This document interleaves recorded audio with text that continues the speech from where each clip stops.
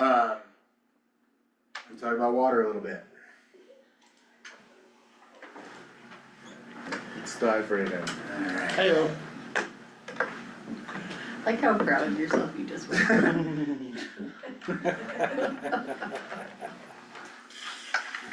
So one of the big things I've been working on with my team in the water world is we're still working towards finalizing and implementing the water enterprise, which will allow us to sell contracts for water so that people can use portions of our water for all kinds of different uses, and so that the water enterprise can actually start collecting some revenue.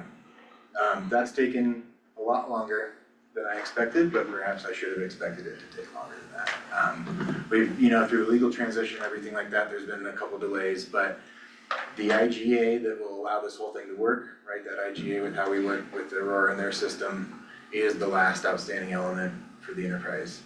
Once we have that IGA finalized, obviously it'll come before you to approve and sign, and I can basically start contracting water the next day. So it is really that critical, that document will allow this whole thing to happen. But we're close, we're really close. Like I said, we're out of the staff negotiation phase and it's into the realm of the lawyers for them to edit the language and add things as they see, just to make sure that we have what we need in that document.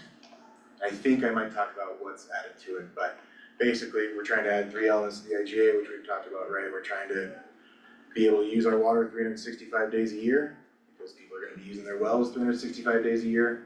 We're adding more diversion points throughout the county so that Aurora can deliver the water they owe to us every year where it's most advantageous. Right now it has to come from Turquoise Lake or Twin Lakes, but as we change things up, we want the ability to release water into Hayden Pond. We want the ability to release water at the golf course. Just gives us some more flexibility to use the water kind of how we already do, but also opens up the potential of the enterprise. So we're continuing to work on that. One of my big short-term goals last year, and will continue on just forever, which is building relationships with other water providers, working with them on long-term projects that best serve our interests, but also tie in, right, with the recognition that we're part of the Arkansas Basin. We share this water, the water that comes through our county goes to downstream users that are our fellow Coloradans.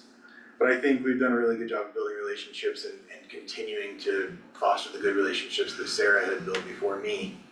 And the best example I have of that is that Rachel Zancanella, right, the top engineer in the state, was willing to come in person to that meeting to help us all discuss the fire suppression fund issue. That was huge because she's a very busy woman, she has a lot going on, she handles a lot of stuff, but she also understands how vital that is for our community and how important that conversation is. And so the fact that she was here in person, our engineers are willing to come here in person, showing that we're a valuable client to them. We had Aurora staff come in person, and we've had other folks offer to, and we're gonna continue to try to bring people to you guys in person to explain some of these interesting issues. But that's a big thing, is just maintaining those relationships and building more relationships, and you never know. I was meeting with Aurora staff at Hayden Meadows a couple weeks ago, talking about a project. They're doing some mine tailings remediation. And the Aurora guy said, you never have any in water, you never have permanent friends, you never have permanent enemies, but you always have permanent interests. And so it's always just a matter of kind of managing your partnerships to see who can further your interests. And that's always mutual, so you have to be kind of careful, and that's where the lawyers come in. We're engaging with contact experts to build county expertise in the administration of the WAPE Water Project Enterprise. We're pretty much done.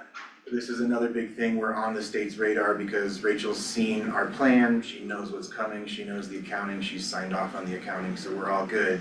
And that's why I have confidence that once we get this Aurora agreement in, we can physically move the water the way we need to, we're good to go, because the state has already indicated that they like what we're doing, and they're actually very excited to see us bring this plan to reality. We're completing our grant requirements and state reporting for the grant received from the WSRF. That's ongoing. I expect to see the work back.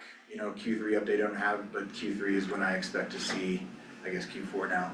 I do expect to see a lot of the end results of that study, which was analyzing the DeLapp ditch coming into the golf course, what condition it's in, can it even convey water anymore, how can we get it back to a state where it can convey water so that we can provide the golf course with more water so that we can free up some of our more valuable augmentation water. So that work is ongoing, but should be wrapped up. The other aspect of that work was a water development plan, and that was completed late last year, right at the same time we were passing the water marketing policy. It was kind of tied into the water marketing policy. And so that's the foundation and the document I've been using for my future planning, right, since then. Just that kind of laid out the groundwork of how we get the enterprise up and running. And then there's a new goal, and I'm not sure if this is, I added it in here because on the budget discussion, we've been talking about a slight reorganization in the Parks, Rec, and Open Space Department to move, to move some of those open space management duties and responsibilities under me and integrating it with our water enterprise, and basically having a smaller department that's focused on county-owned natural resources. Right, I think of county-owned natural resources, yes, we own our own water, which is unique compared to other counties and places around us, but we also own a ton of forested land. And we coordinate with a lot of other adjacent landowners and funding agencies and everything, and so having one department with a strategic view of what we should be doing with that forested land and how we should be managing it, you know, is gonna come into this, and also how we integrate that with open space, what pieces of land we wanna leave open, what pieces of land we wanna strategically integrate. And then one piece of natural resource ownership that the county has that I'd really like to address with you guys beginning next year is our mining claims. Through a bunch of history, really it was unbought tax liens, because they were so worthless back in the day. The county assumed ownership of a ton of mining claims on the east side. We have 100% ownership, surface and mineral rights. We have far more mining claims where we own a fraction of the mining claim, right? We own an interest in the mining claim, 2%, 5%, 50%. We have some that we own the surface, part of the surface and part of the minerals. We have some we own all the surface and part of the minerals.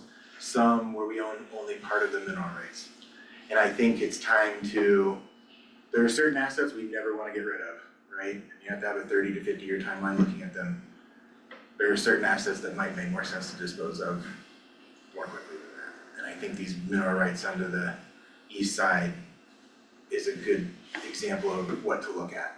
And my idea with that is we can turn that fractional owner back to a person that already owns another fraction of it, maybe, or give them first dibs.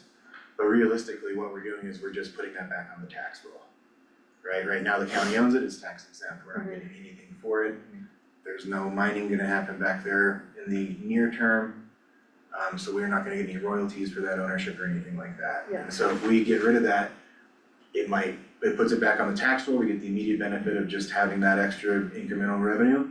But it also just might be more appealing to the private landowners that are already back there, that are already dealing with this crazy checkerboard of ownership and jurisdictions. There's actually some statutes that require you to put the property back on the tax rolls too. I don't know the ins and outs of it, but I know they're out there, they Okay. exist, yeah. Okay. And so it's just a matter of really I did a lot of studies on it just personally because I was curious when I was in the GIS realm, but if we had more of a dedicated, I do wanna look at this more seriously and give you guys a report on what's just the options available. That's something I'd like to look at, and just something I think is possible with this new integration of county-owned natural resources with the existing water program. Cool. Oh no. There you So as far as long-term goals, we're still working on a lot of the long-term goals, but we've made a lot of progress on the long-term goals as well. You know, at the beginning of this year, I was studying Hayden Recreation Pond to determine if it was an appropriate site to store and convey water. It's the only county-owned vessel of water where we could store water.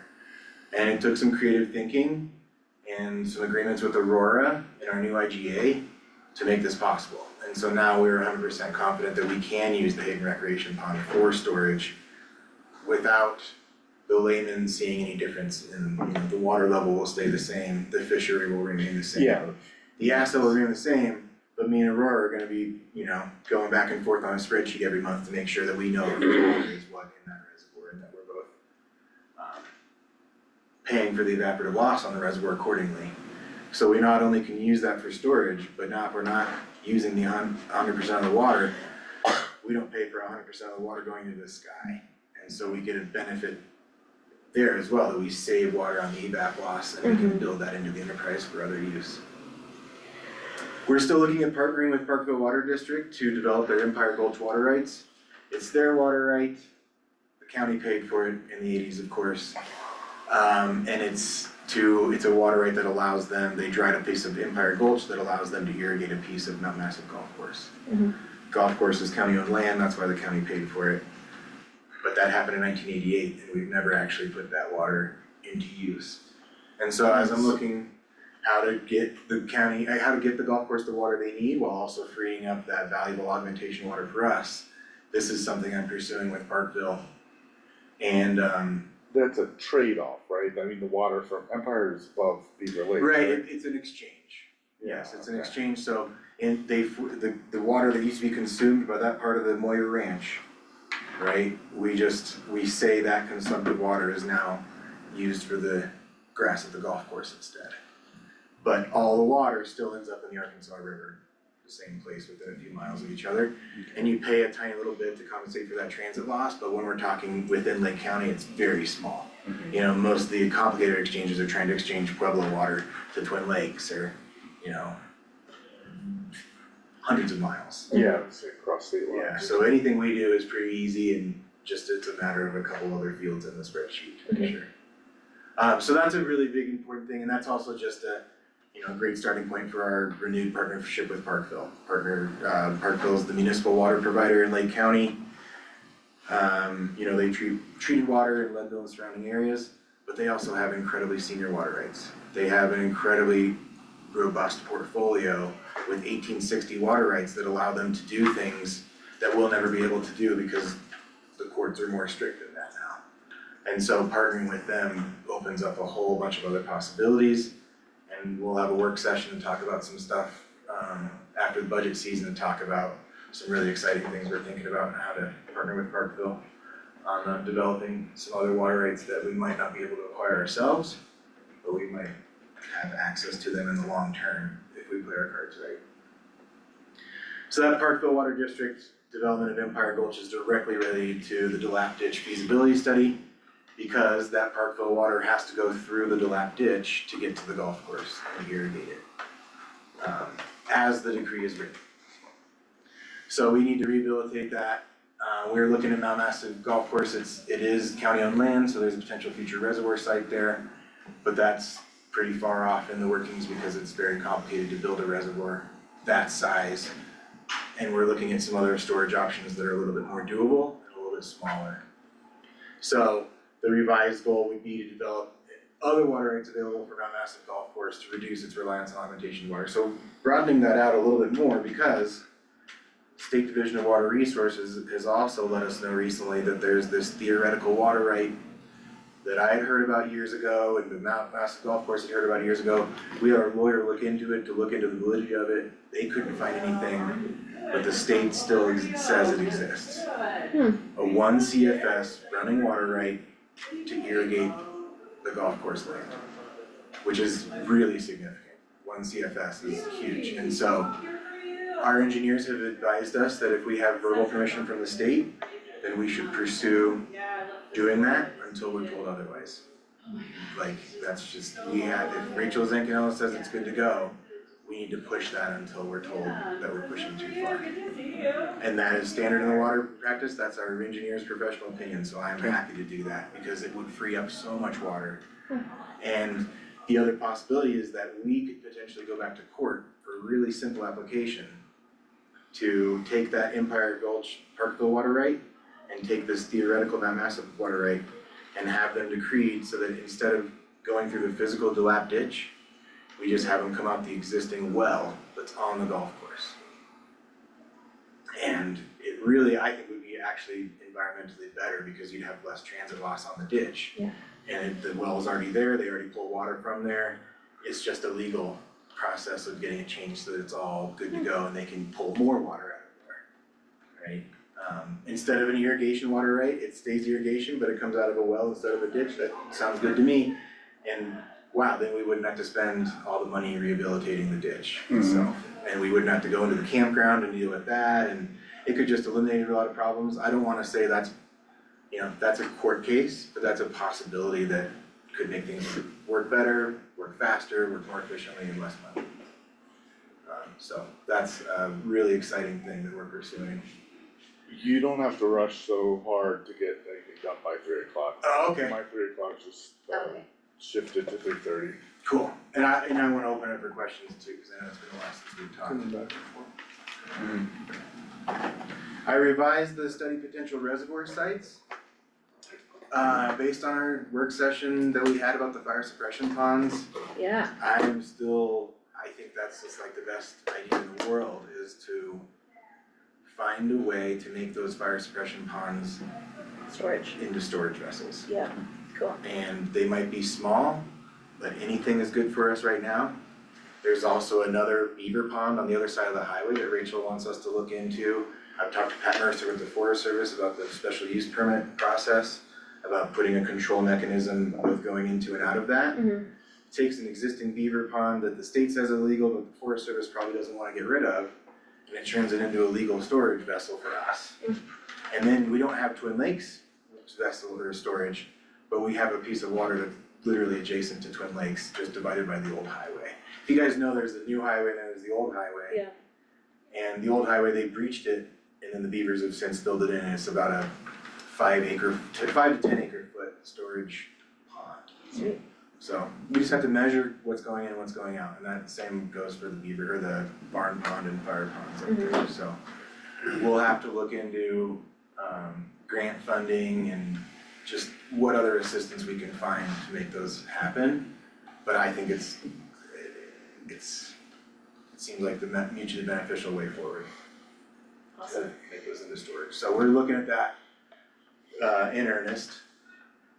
And then, yeah, the natural resource management, right? So just being able to integrate all of the county-owned natural resources into one kind of management priority system. You know, I think they can all be used personally they're going to be tools for economic development, but very strategic tools. They can be used for new housing, they can be used for environmental benefits, because we know their tourism draws, or, you know, whatever benefits the county. This is what the water allows us to do. It gives us a little bit of agency over our own future, instead of relying on bigger, powerful players to come in and tell us, look what we're doing on your behalf, Mhm. which is what we've had. Wonderful, Bryce. Yeah, good job. Good work. Yeah. I'm looking forward to this new department. Yeah, me too. I think I'm really excited about it, and talking to Arwick about it, you know, cause that was my whole thing, is like Arwick is doing such good work. Yeah, I wanna add to what they're doing. Yeah. I wanna have more staff ability to do more water quality testing with them, and more chipping days, mhm, you know. They're doing great work, and I'm trying to partner with all the organizations we can and maximize the resources we have. Yeah. But it'll also be great to have a full-time staff member that can really focus on how to integrate them. Rachel, is Bryce gonna be under you, this new department? Awesome. Yeah, it's pretty exciting. Cool. She got a lot of fun stuff. I know, I got a lot. I think you're really good. And what I will tell you, if you look at the numbers on my budget, they're all out of whack, because I was expecting to make revenue this year on the enterprise, Oh, yeah. and I wasn't able to do that. Yeah. So I apologize, and I would just ask for your grace a little bit on that, because we're so close. And once we get this document through, we're gonna be able to start selling, and so my budget for next year, I think, is much more accurate and more reflective of reality. And I just know there's so much pent up demand. This has been a service that's been requested for a long time, and the state is now happy to see us have it, because I know there's 10 folks already ready to apply on day one, so. Yes. Thank you. Alright, thank you. Cool. That's it. Oh, yeah.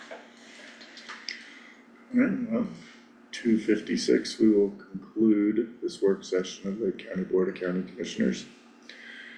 Thank you, commissioners, thank you, staff. Thank you, Chair.